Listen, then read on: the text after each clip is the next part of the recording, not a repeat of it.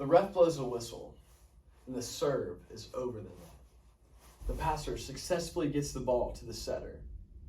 The setter takes the ball off of her hands and gives it to the outside hitter. The outside hitter, she makes her approach, swings her arms back, gets her arms up, puts her arm out, and makes great contact with her great swing and her great approach with the ball.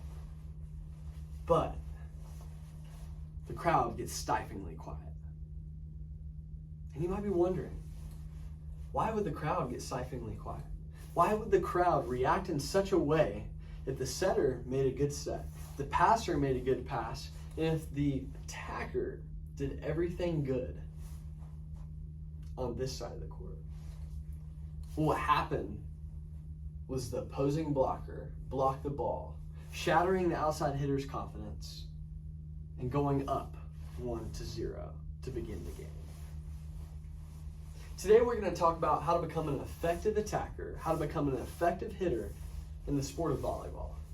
And whether you're an attacker or a hitter in volleyball, whether you're a passer, whether you're a parent, whether you're a coach, or even if you're just a volleyball fan, everybody can benefit greatly with the understanding and knowledge of how to become an effective hitter in the game of volleyball. And as a former outside hitter at the club level and high school level, and also a current high school volleyball coach at a private school, and a former volleyball coach at the premier level, I've run into this issue several times. And I can tell you confidently that getting blocked, that making errors, that messing up your footwork, that miscommunicating, and every single issue that you may run into as an attacker can be fixed. In the next few minutes, we're going to discover some common issues in an attacker's swing and an attacker's block. We're going to talk about how to properly read an opponent and how to properly communicate with our teammates. And then we're going to talk about what it looks like to make an effective decision with every single set we are provided as attackers in the game of volleyball. So first off, the swing and the block are the two most important motions in an attacker's arsenal. But in order for them to get better, in order for them to improve, we have to know the possible issues that we may run into as an attacker. Many novice players, many players at the grassroots or beginners struggle with getting blocked. They struggle with making errors. And that's solely just because they're not aware of their limits. They're not aware of their potential.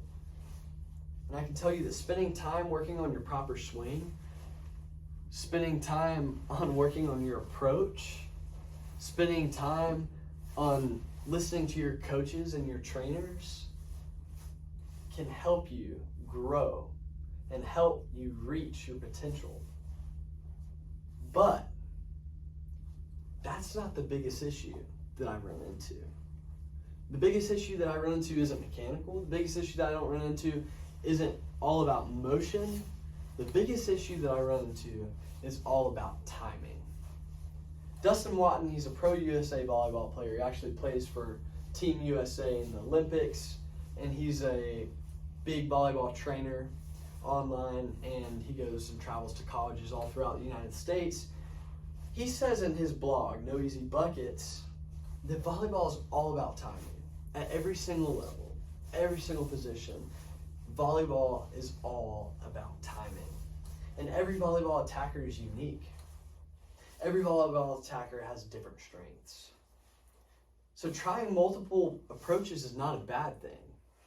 Approaching every single aspect, whether it's your swing, your range of motion, your jump, your approach, is a good thing and can help you master and understand what you have to do. Because every volleyball player is unique and you know yourself the best. So I encourage you to try everything until you find something that you resonate with.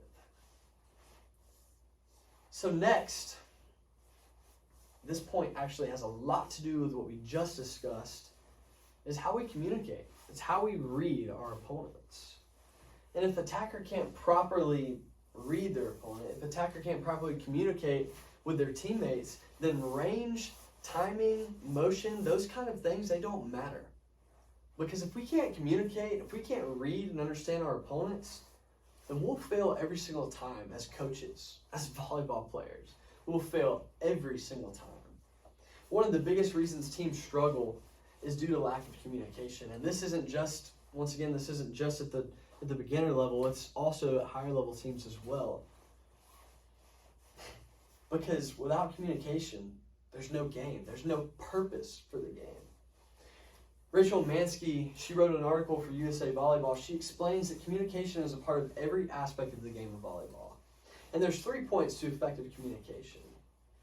Starting with knowing what you're communicating about. Attackers need to know where the block is.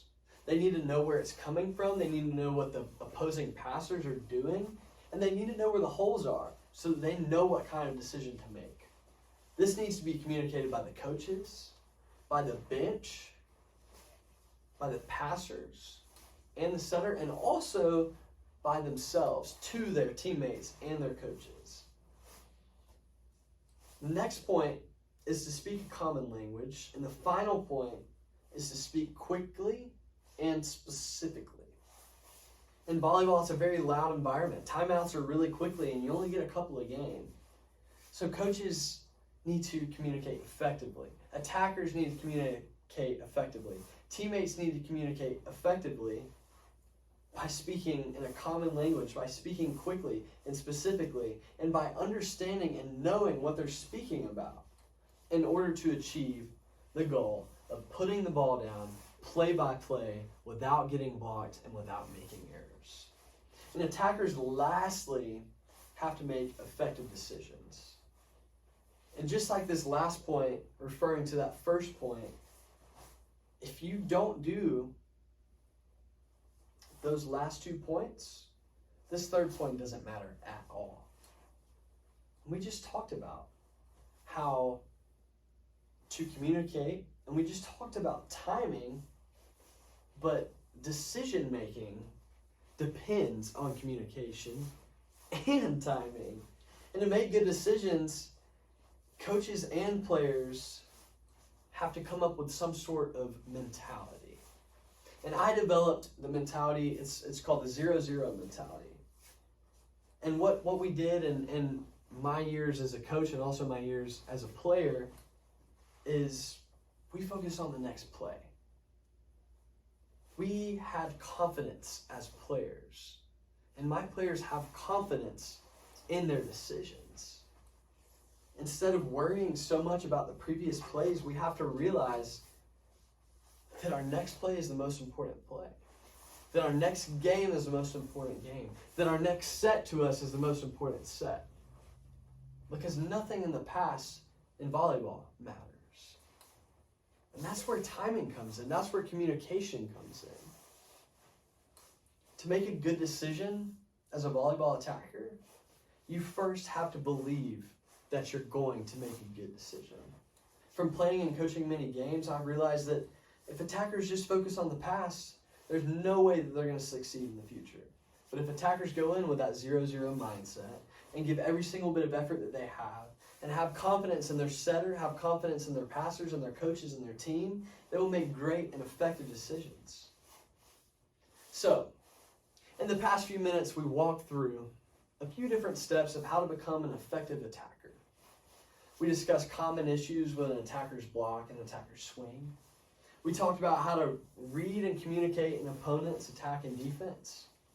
And lastly, we talked about how to make an effective decision with every single set provided. The longer you play the game, the stronger you're going to get. Whether you're at the level of the beginner or whether you are at the very top. I've learned that getting blocked, making mistakes, and having errors is a lot of times just part of the game of volleyball. And instead of letting them define us, instead of letting them crush our ego, just as the player we described in the very beginning of the speech, we have to let them fuel us.